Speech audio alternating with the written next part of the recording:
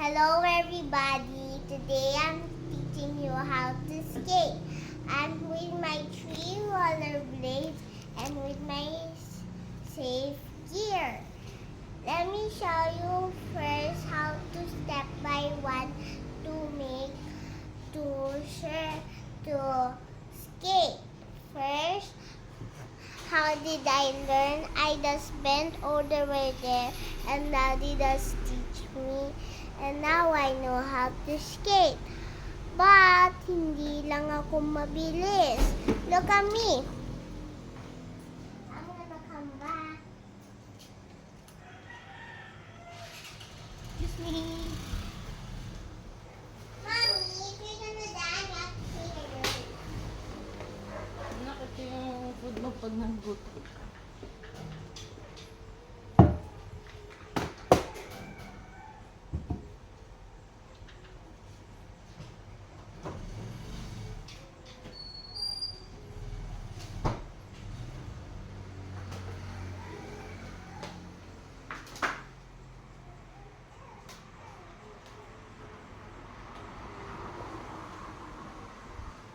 Hi guys, so did you see?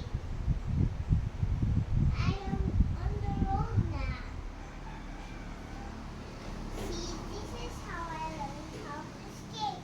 Nagganto ko, tapos I recognize I could skate stretcher, so I can skate more often. So now, I can skate. See? As easy as that. Diba? You can just go back and forth and use my steps. So let me show you how did I learn. First, my mommy teach me and you have to sample. Kiss ka. And then she will show me how did I learn how to skate.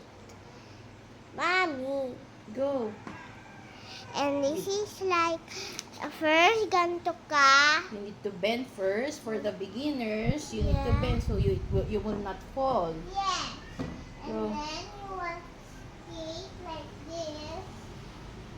But you can, kung marunong ka na naman ng onti, para hindi ka masaktan. But I'm showing them a sample. But, if you know how to skate, and you recognize you know how to skate pretty well, you can shape up your body a little more. But only a little or else you will fall, that's why. So it's like this. Like what I'm doing. Diba hindi naman straight ako namugo, diba? Paano ako natuto? First, you have to bend sige, diba?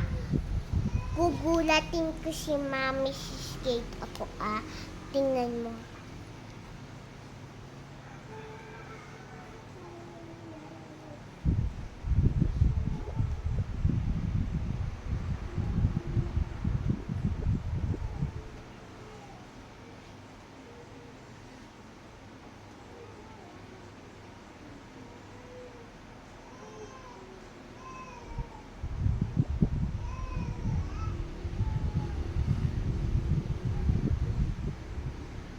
So that's how I learned.